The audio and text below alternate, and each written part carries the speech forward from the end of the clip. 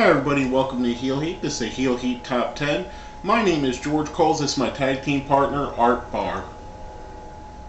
Gary Rhodes, everybody. And the topic of this Top 10 is going to be the Top 10 most underrated wrestlers ever. And I'll go ahead and let you start it off, Gary, since you're the underrated host on the show. We're going to start off at number 10, William Regal. One of the best technicians in the business, and one of the best hands in the business, and one of the guys that really works with the younger wrestlers in the business. Would you say he's a caretaker for the business? Are you fucking with me? Or? No, I'm Oh, okay. I think so. I mean, because he brings old school to new school. Somebody that brings, he's a guy that brings a tradition with him and passes the tradition down and shows it the right way. Exactly. I mean, you look at the guys he's helped touch. CM Punk, Daniel Bryan. I mean, these guys were trained by others, but Triple H. He's been in the business so long. He's been in the business since he was 14 years old. So a lot of people don't realize that. He was he's one of the best stretchers in the business. And not for nothing, while we're talking about this, another guy who didn't actually make our list, his partner Dave Taylor was also a tremendous worker.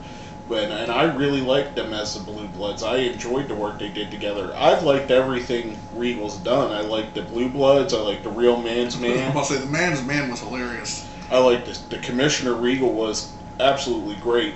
I think he got shit on a little bit when he won the King of the Ring. I thought they were really going to go for something, and then he had the drug suspension, which I understand why. But, I mean, the guy, for whatever reason, his pushes always got stalled out, but he's a guy that really is a lot greater than the way they portray him on TV. The man lives the business. I mean, what else can we say?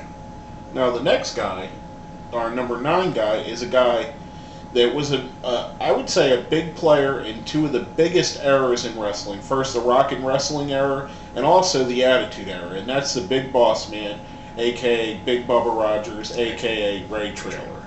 I mean, he's a guy that no one ever thinks about as a major guy, but he had main events against Hulk Hogan, against the Ultimate Warrior. When the Attitude Era rolled around, if you watch the videos and the replays, they show the stuff he did with Big Show. He was a major part of the corporation. He was one of the big enforcers, him and Shamrock both. And I think he's a guy that kind of got lost in the shuffle a little bit, but he was damn entertaining no matter what he did. The one thing I liked the whole Pepper gimmick he did with Al Snow, but you look at this way, back with like you said, the Rock and Wrestling era, when he was the babyface in, he was the number 3 babyface in the company. Yes. He was right behind Hogan and Warrior, and in certain areas, I'm sure he was more over than they were. Well, probably more so in the South he was over, because he's a Southern guy. I really enjoyed him. He's a guy whose work I really like, and I think he definitely deserves to be on this list. Now, number 8 is a man that deserves to be in the Hall of Fame, but with family issues and... Well, we covered that already as well. Exactly. Owen Hart. Owen Hart, to me, was the best thing from the dungeon, the best product of the dungeon to me. And even better than Benoit and Jericho? I think that they are not rip-offs of him, but just not, if Owen was around now, they would be right behind him. I agree. I think he's a king of hearts. I think in certain aspects he's better than his brother Brett ever was. In certain aspects, Brett was better. Brett could bring more fans in, but Owen played more to the true wrestling fan. Owen was one of the best heels in the business. The whole deal with him and Brett going against each other, the whole Shawn Michaels concussion thing, during the olden days, not to say olden days, it makes me feel old, but during the back of the day of wrestling, he was involved with some of the top guys. He went from being, as a babyface, basically a jobber, yeah. And then when he turned into Owen, the Black Heart or King of Hearts or whatever you want to call him, the Nugget, he went into his own. Great tag team with the Bulldog, awesome tag team with Yokozuna. Just one of them guys that's always on top of the business. Yeah, I definitely agree. He's definitely someone that deserves to be on this list, and someone that I think I think the reason he's not as regarded as highly is what you touched on in the beginning, is his family doesn't let them use his likeness for the video games, for the Hall of Fame, for the DVDs, so he doesn't get mentioned as much as he should.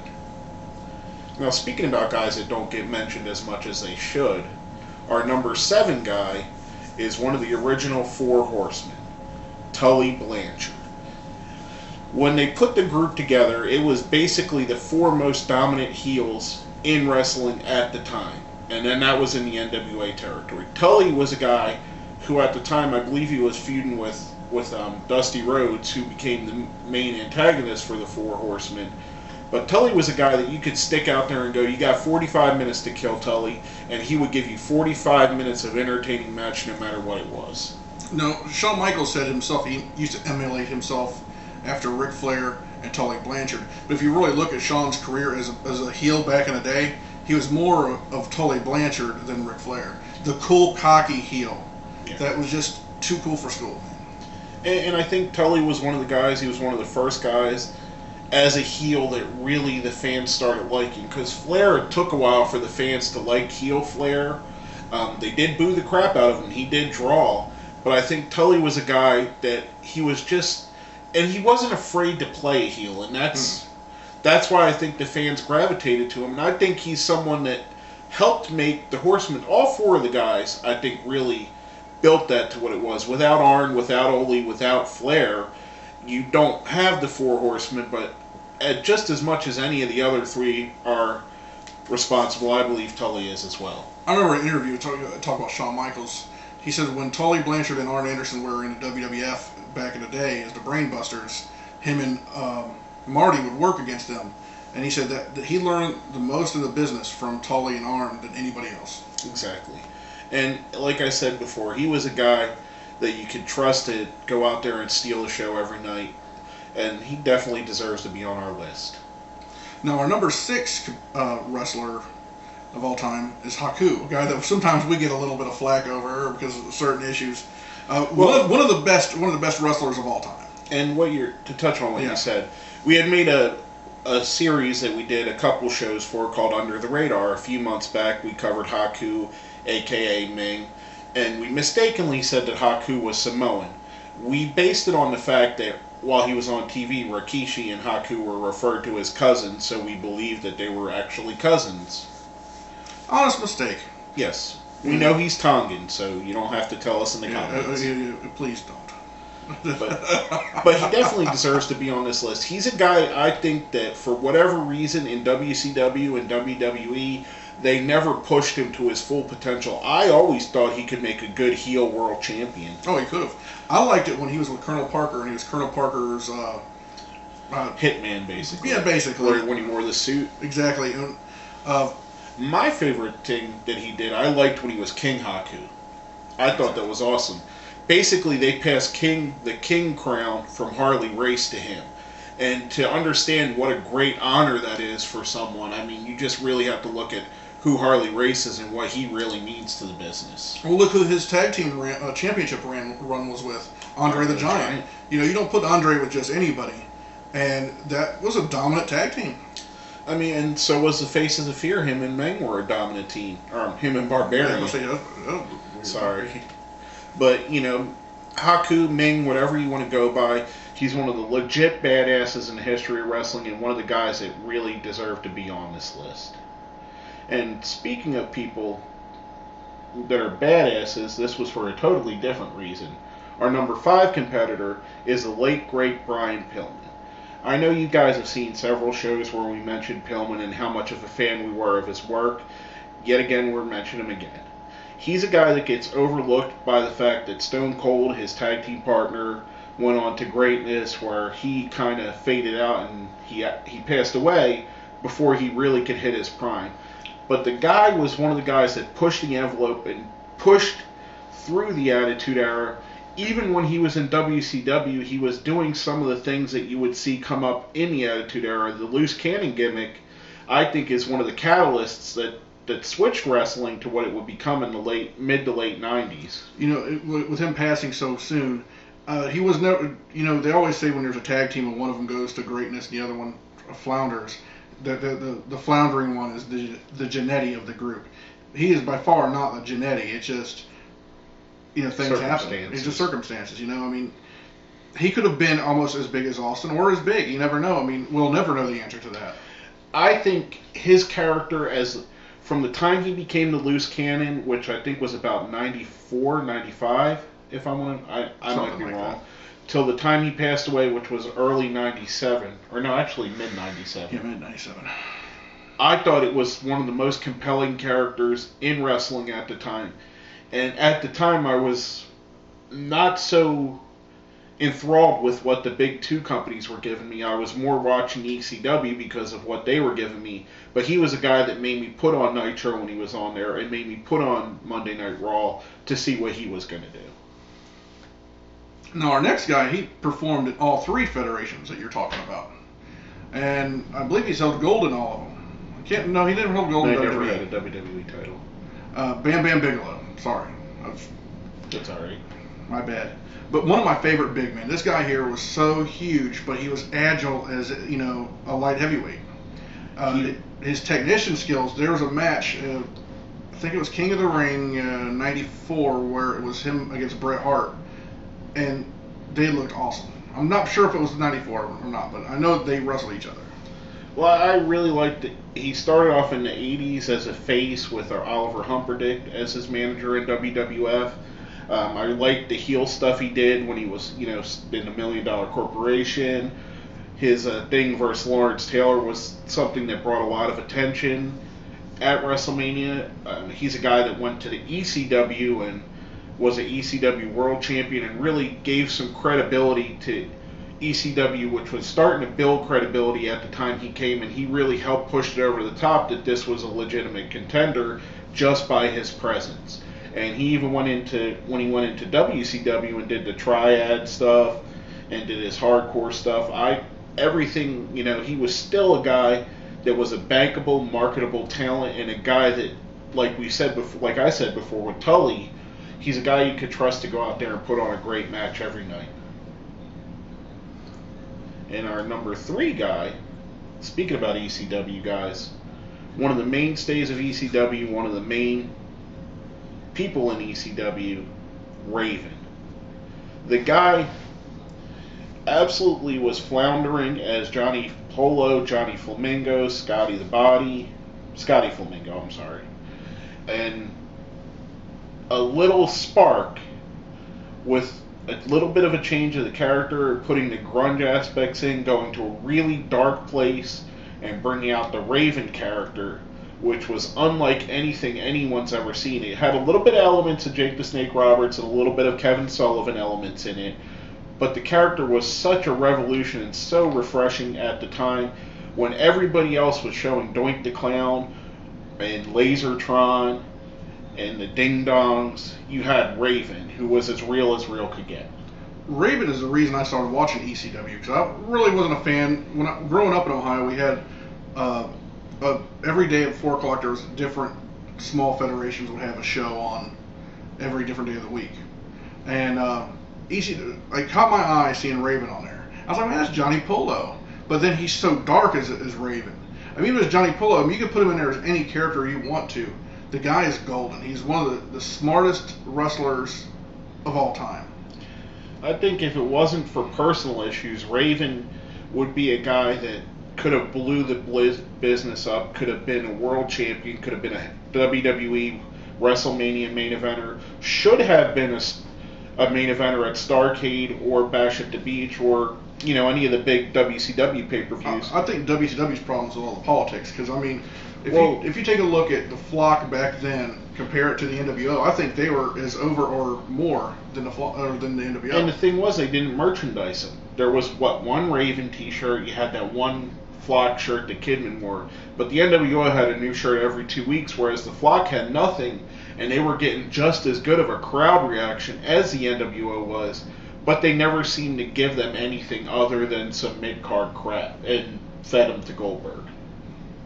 Now, our number 2 is an absolute legend in the business. May have some skeletons in his closet, but who really cares? We're talking about their abilities. The Dynamite Kid, Tom Billington. Phenomenal wrestler.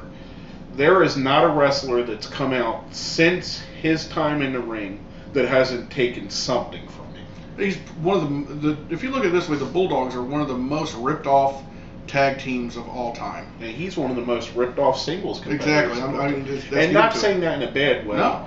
Borrowed his style, his ring work, his mechanicism. Guys like now Eddie Edwards and Davey Richards are basically carbon copies of the Dynamite Kid. Hell, Chris Benoit is the Dynamite Kid that got a better push. He is. You know, that's the thing. If you watch Benoit's DVD, WWE had a DVD about him. Really? Exactly. They might not have it up on their whatever lists, but there was like a whole chapter of the DVD just about Dynamite Kid, how he looked up to him, how he idolized him, how he wanted to be the next Dynamite Kid. If you look at the way Benoit dressed, his ring gear back in the beginning was just identical to Dynamite's. The headbutt off the top, the flashy moves, not really flashy, but the way he executed the crispness to it. Exactly.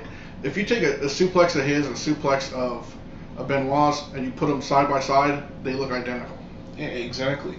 And like I said, even if you put in a guy like Davey Richards, you watch a Davey Richards match, if you close your eyes or you just block his head out, it could easily be a Dynamite Kid match. Mm-hmm. I mean, it's so many people have taken so much from him, and the guy never ever gets mentioned. He's never someone that's brought up in the conversation of one of the all-time greats, when realistically he really is for all that he revolutionized in wrestling. One of the greatest matches that I ever seen was Tiger Mask, I think it's Tiger Mask 2 versus the Dynamite Kid from 1983, and it's a match that's on YouTube.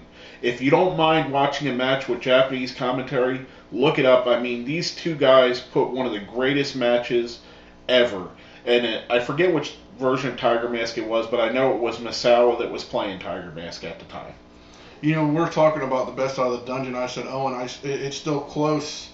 That I would actually put Dynamite number 2, because I mean Dynamite did train over in England and stuff like that, but he is part of the dungeon. But he's just right there behind Owen to me. Exactly. Owen was more because of the talking and the flash.